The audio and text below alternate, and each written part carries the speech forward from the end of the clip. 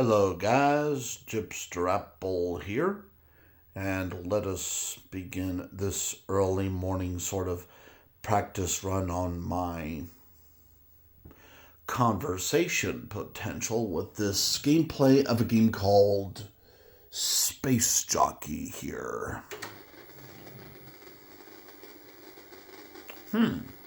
Interesting. Wonder where some of that static noise is coming from. In the instruction booklets for Atari 2600 games like this one, it would just simply say that if there's like a little bit of too much radio frequency interference on the TV from sound or visual, that you just move the machine around and hopefully the interference will go away.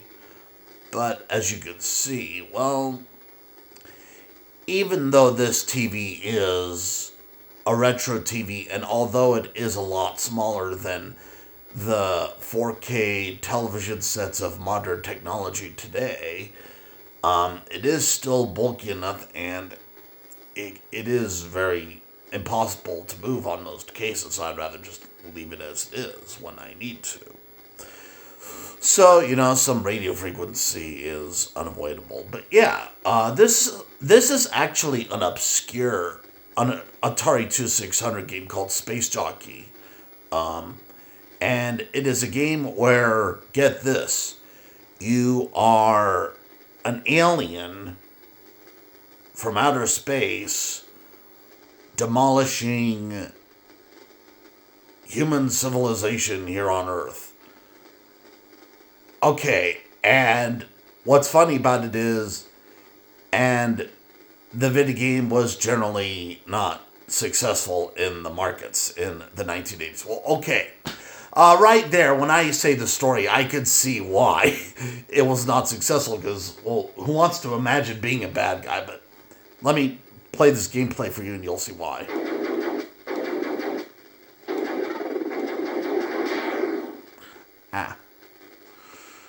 Yeah, just okay. Like, this is weird already. Like, why am I literally? Why am I doing this? Like, just as a video game story thing, Like, that's weird, Like spaceship, really? Well, who knows? Maybe you could reinterpret it with your imagination and say, well, maybe a human is trying to use a spaceship to fight against an army of aliens who are imitating as humans on Earth. But I don't know. The story itself, even in the instruction manual, is not really quite clear-cut. And there's definitely a lot of gaps in just the general infrastructure. But yeah, this is a shooter, and it does get faster as you get along. Of course, this sort of fighting sort of game would have definitely been obscure in this time period, and you could definitely see weird things of hot air balloons and army tanks and airplanes, and sometimes I wonder how a lot of machines are able to have like a similar amount of defense when they seem so different. This is like one of those games where it's like the graphics are very detailed considering Atari 2600 games, but at the same time, it's also bizarre because it gets hard to tell if it's like a similar attack pattern all the time with the marching alien band, or if it's like just an illusion of progress and more of like a processing means of the visual discernment rather than the graphical processing. This is a curious program, and it does definitely have a lot of nicks and scratches to it that indicate something of fascination for beauty marks concerning American territories. So, like, like there would be the approach to hot air balloons, and definitely those were very popular for the time. And even today, you could actually go around in America in different parts and find hot air balloons. So there's something to be said there. But yeah, like I'm not sure why there are these army markers with these strange and seemingly irrelevant symbols.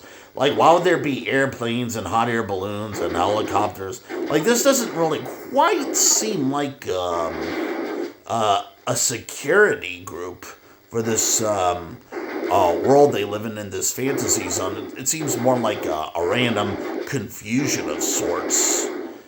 And maybe the message of this game is something that, well, obviously for a neighborhood to have good patrol and good awareness of safety and protocol, they do need to have more consistent timelines and methods for protection rather than something that seems something scratched out of a coloring book. And definitely this is sort of like weird coloring book material, while at the same time it speaks of a message that does not really seem to be coloring book material.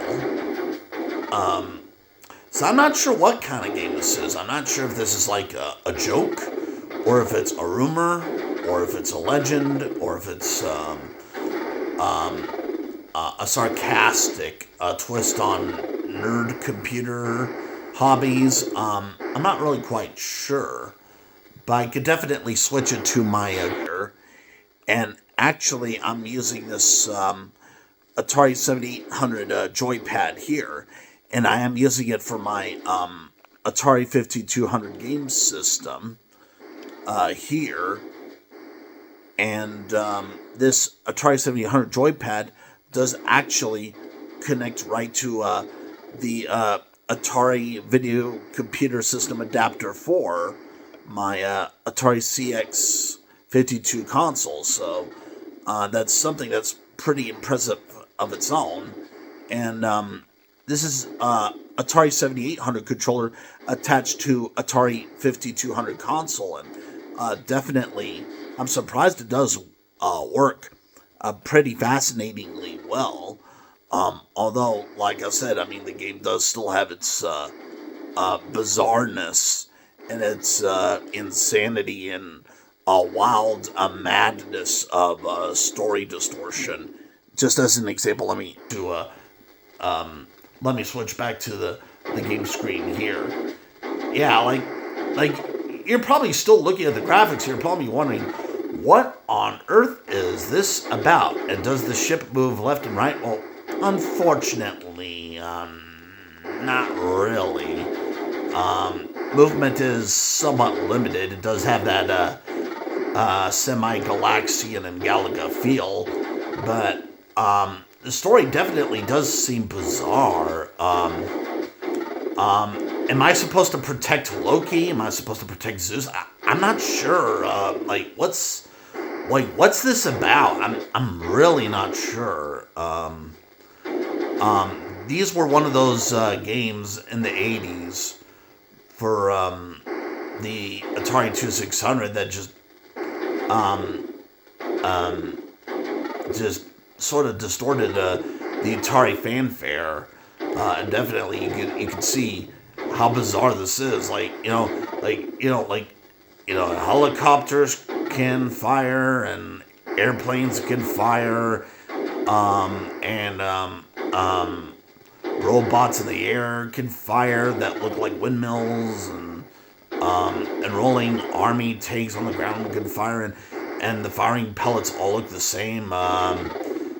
Definitely, this is the kind of game where it's like, it's not so much the graphical that I find much of the dispute on with this game historianship.